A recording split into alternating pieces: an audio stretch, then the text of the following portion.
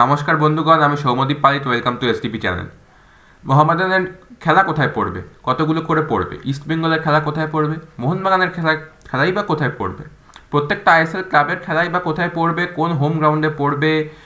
Transfer news updates কীরকম? East বেঙ্গলের transfer কি ব্যাপক হতে চলেছে? আর আমাদের বাংলার যে ফুটবল দুনিয়া, এটাতে কি চলছে, প্রত্যেকটা খবর জানাতে আপনাদেরকে আমি এই ভিডিওটা দিচ্ছি। এবং আমি এই ভিডিওটার ওপর যথেষ্ট রিসার্চ করে পারফেক্ট খবরটা আপনাদের জানানোর জন্য খুবই উৎসাহিত। তাই প্লিজ ভিডিওটাকে লাইক, শেয়ার অ্যান্ড আমার চ্যানেলটাকে সাবস্ক্রাইব করে দেবেন, কেননা সত্যি খবরই জানানোই আমার কর্তব্য। প্রথমে বলে রাখি, আমি যেটা বলেছিলাম, উড়িষ্যা এফসি হয়তো খেলতে পারবে না, চার্চিল ব্রাদার্স খেলবে। কিন্তু এখন উড়িষ্যা এফসি টোটালি কনফার্মড করে দিয়েছে যে তারা আইএসএল খেলবে, অর্থাৎ চার্চিল ব্রাদার্সের হার্ড লাক চলেই যাচ্ছে, তাদের কপাল খুলছে না, তারা আইএসএল খেলতে পারবে না, উড়িষ্যা এফসি আইএসএল খেলবে। তারপরে বলে রাখি, আজকে আমাদেরকে এটা খুবই জানা দরকার যে আজকে আমাদের Bengal team versus east Bengal টিমের খেলা হয়েছিল, যেটার মধ্যে ইস্ট বেঙ্গল কিন্তু পুরো দমে স্কোয়াডে নেমেছিল এবং 4-0 গোলে বাংলা সন্তোষ ট্রফি টিমকে হারিয়েছে। এটা বলবো আমি, একদিকে ভালো হয়েছে, সঞ্জয় সেনের অনেক মাথা খুলে গেছে যে কোথায় আমাদেরকে ইমপ্রুভ করার দরকার, কোথায় আমাদেরকে খাটতে হবে।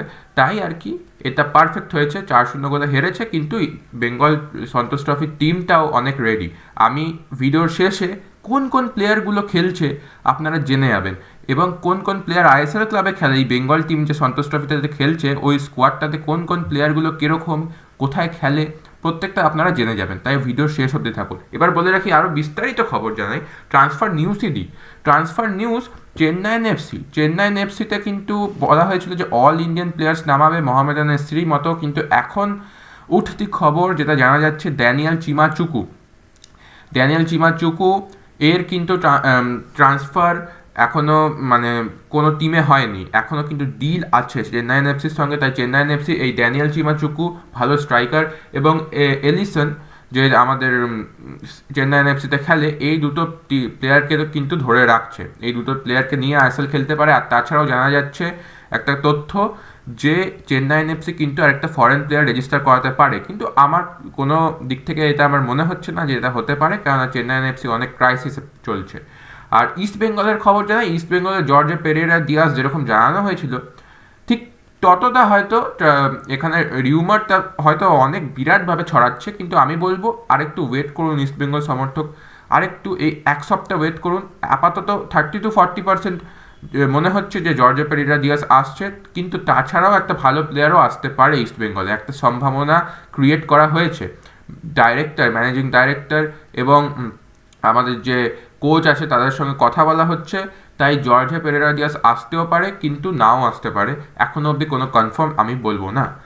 আচ্ছা, তারপরে বলি যে আমাদের বাংলার টিম ভালো করুক খারাপ করুক, কিন্তু Mohammedan FC, east Bengal FC, Mohun Bagan তিনজনই চাইবে আমাদের বেঙ্গল টিমকে সাপোর্ট করতে এবং বেঙ্গল টিমে প্লেয়ার ছাড়তে। ভিডিও শেষে তো আমি বলবোই যে কোন কোন প্লেয়ার খেলছে, জুড়ে থাকবেন। আচ্ছা, ইস্ট বেঙ্গল মোহনবাগান আমাদের দুটি আইএসএল ক্লাব, তিন প্রধানের মধ্যে দুই প্রধান বেছে নিয়েছে নিজেদের যুব ভারতী ক্রীড়াঙ্গন তাদের হোম গ্রাউন্ড হিসেবে। মোহামেডান এসসি কিন্তু Kishore Bharati as it is choose করে নিয়েছে, যে জানিয়ে দিয়েছে যে আমরা কিশোর ভারতী ক্রীড়াঙ্গনেই খেলবো। ইন্টারকাশি কিন্তু কল্যাণী স্টেডিয়ামকে নিয়েছে, হ্যাঁ, কল্যাণী স্টেডিয়ামকেই তারা নেওয়ার জন্য উঠে পড়ে লেগেছে, কেননা কল্যাণী স্টেডিয়াম ছাড়া তাদের কিন্তু উত্তরপ্রদেশে সেরকম হোম গ্রাউন্ড পাচ্ছে না। তাই তারা চাইছে যে কল্যাণীতেই আমাদের খেলা পড়ুক। কিন্তু কেমন জানেন এটা বিষয়টা, যে ইন্টারকাশি, আমরা যদি একটা ফুটবলিং দুনিয়াকে ভারতবর্ষে আনতে চাই, আমাদের কিন্তু সিটির মধ্যেই ম্যাচগুলোকে ফেলা উচিত, তাই না? আপনারা কি মনে করেন? সিটির মধ্যে ফেললে কি হয়, নিজেদের এই যে ইন্টারকাশির যে ফ্যান্স হয়তো থাকবে, নিশ্চয়ই থাকবে, কেন থাকবে না, থাকবেই, হয়তো 5টা থাকবে, 10টা থাকবে, 100টা থাকবে, কিন্তু থাকবেই। তো তারা কিন্তু চাইবে যে আমাদের হোম গ্রাউন্ডে পড়ুক, আমরা কিন্তু গিয়ে আমরা খেলাটা দেখতে পারি। তারা কি ওইখানে উত্তরপ্রদেশ থেকে উঠে, কাশি থেকে উঠে এইখানে আমাদের কল্যাণীতে ম্যাচটা দেখতে আসছে? কজনই বা পারছে, আর কত বাড়ি বা পারছে, কত দিন চালিয়ে যেতে পারে তাদের ফ্যান্সরা, বলুন তো? এমনি করে কি আমরা ভারতবর্ষের ফুটবলটাকে ডেভেলপ করতে পারবো? তাই বলি, প্লিজ রিকোয়েস্ট যে ওই হোম গ্রাউন্ডের মধ্যেই ফেলার চেষ্টা করুন। ক্লাব তো একটা ডেভেলপ করার জন্য প্রত্যেকটা মাইন্ডসেট চাই না, একটা ক্লাব ছেড়ে দিলাম বাজারে প্রকাশ করে দিলাম, এটাতে কোনো কিছু যায় আসে না। আমি তো বলবো যে ক্লাব এরকম করে প্লিজ ক্রিয়েট করুন না, যাতে আমাদের ফ্যান্সরা দেখতে না পারে। এটা একটা বিরাট বড় মাথা ব্যথার কারণ। কেরালা ব্লাস্টার্স নিজের কোচিতেই কেরালার হোম গ্রাউন্ড ওখানেই চাইছে, কারণ তাদের ভিউয়ারশিপ ভেরি অসম, তাদের ভিউয়ারশিপ অ্যাটেন্ডেন্স ফুল থাকে অলওয়েজ। তাই তারা চাইছে যে ঠিক যাতে আমাদের কেরালা ব্লাস্টার্স কেরালাতেই পড়ুক। তারাও জানিয়েছে যে আমরা কেরালাতেই খেলবো কোচিতে। গোয়া কিন্তু ফটোদাতেই খেলবে, তারা জানিয়েছে অ্যাজ ইট ইজ, ফটোদাতে কোনো প্রবলেম নেই। মুম্বাই, উড়িষ্যা, চেন্নাই 3টে টিম চেয়েছে গোয়াতে খেলতে, এটাও আবার একটা প্রবলেম। ইন্ডিয়ান ফুটবল, কিছু বলার নেই, আর বলবো না। যাই হোক, মুম্বাই, উড়িষ্যা, চেন্নাই 3জন চাইছে গোয়াতে খেলাতে নিজেদের টিমদেরকে। বেঙ্গালুরু কিন্তু বেঙ্গালুরুতেই চাইছে, হ্যাঁ, কান্তিভীরা স্টেডিয়াম বেঙ্গালুরুতেই চাইছে যে আমরা ম্যাচ খেলবো। জামশেদপুর কিন্তু জামশেদপুরেই চাইছে, হ্যাঁ। Tata football academy very very famous academy, তারা চাইছে আমরা জামশেদপুরেই খেলবো। তারা নিজেদের হোম গ্রাউন্ডকেই বেছে নিয়েছে। পাঞ্জাব আর দিল্লি এফসি দুজনে চাইছে আমরা যাতে দিল্লিতে খেলি। দিল্লির জন্য তো ঠিক আছে, পাঞ্জাবের জন্য কিছু বলতে চাই না। মোট কথা, পাঞ্জাব আর দিল্লি এফসি কিন্তু দিল্লিতে নিজেদের হোম গ্রাউন্ড ফেলার চেষ্টা করেছে, সম্ভাবনা চেষ্টা করেছে, তারা বলে দিয়েছে। ফিক্সচারগুলো বলি, ফিক্সচার কবে রিলিজ হবে আইএসএল এ? আগামীকাল কিংবা এই 2-3 দিনের মধ্যেই কিন্তু ফিক্সচার রিলিজ করে দেবে এআইএফএফ আমাদের আইএসএল এর।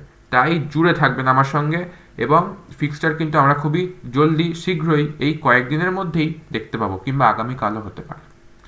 আচ্ছা, গোয়া, কেরালা এবং আমাদের যে আমাদের প্রধান ইস্টবেঙ্গল আর মোহনবাগান, এরা চাইছে যে আমাদের 7টা করে হোম ম্যাচ।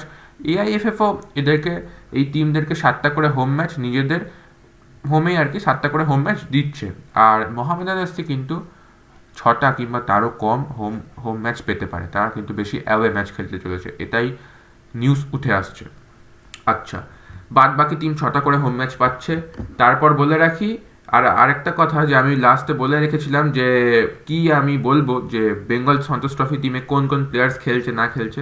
বলে রাখি, গোলকিপার সঞ্জয় সেনের হাত দিয়ে আমরা আবার হয়তো বেঙ্গলকে দেখতে পাবো, আর আমরা সবাই চাইবো যে সন্তোষ ট্রফি জয় করুক। বেঙ্গল স্কোয়াড আমাদের 79তম সন্তোষ ট্রফি হতে চলেছে, এবং তার জন্য গোলকিপারে হচ্ছে সোমনাথ দত্ত, গৌরব সাউ, দুটো ভালো কোয়ালিটি গোলকিপার। ডিফেন্ডার্সে আছে সুজিত সাধু, মদন মন্দি, জুয়েল আহমেদ মজুমদার, চাকু মান্ডি, নার্সেল কিস্কু, সুমন দে, বিক্রম প্রধান। এরা কিন্তু এক্সপিরিয়েন্সড, খেলেছে যথেষ্ট, সিএফএল খেলে, বেঙ্গল সুপার লিগেও কয়েকটা প্লেয়ার খেলছে, আর আইএসএলেও এর মধ্যে হয়তো সুমন দে, এরা কিন্তু চাকু মান্ডি, এরা আইএসএল হয়তো যতদূর সম্ভব আমি জানি যে খেলেছে। মিডফিল্ডার্সের মধ্যে হচ্ছে বিকি থাপা, তন্ময় দাসকে চিনে রাখবেন, আমাদের ইস্টবেঙ্গল টিমের আমাদের প্রধান ইস্টবেঙ্গলের মধ্যে খেলেছে। প্রশান্ত দাস, শ্যামল বেসরাও কিন্তু ইস্টবেঙ্গল টিমের। সায়ন ব্যানার্জি অসাধারণ ট্যালেন্টেড, সেও আছে। বিজয় মুর্মু, আকিব নওয়াব আর আকাশ মেহরা বেঙ্গল সুপার লিগে খেলছে, এক্সপিরিয়েন্স। তো মিডফিল্ডার্স তো কোয়ালিটি আছে আমাদের কাছে। ফরওয়ার্ডসদের মধ্যে হচ্ছে সুময় সোম, উত্তম হাসদা, করণ রয়, নরহরি শ্রেষ্ঠা, ডায়মন্ড হারবারে দুরন্ত খেলে, আর দ্য লেজেন্ড রবি হাসদা। ধন্যবাদ এই ভিডিওটা দেখার জন্য। আমাদের বেঙ্গল সন্তোষ ট্রফি টিম খুবই রেডি। আর তাছাড়াও বলে রাখি যে আমাদের ফিক্সচার্স রিলিজ হতে চলেছে, এবং আইএসএল এর দামামা বেজে গিয়েছে। ইন্ডিয়ান ফুটবলেও কিন্তু একটা বেশ ভালোই হাওয়া বইছে। ধন্যবাদ। ভিডিওটা ভালো লাগলে শেয়ার করবেন, লাইক করবেন, এবং দয়া করে সাবস্ক্রাইবটা টিপে দেবেন, যাতে আমার আরও উৎসাহ হোক বেঙ্গল আর ইন্ডিয়ান ফুটবলকে এগোনোর। ধন্যবাদ।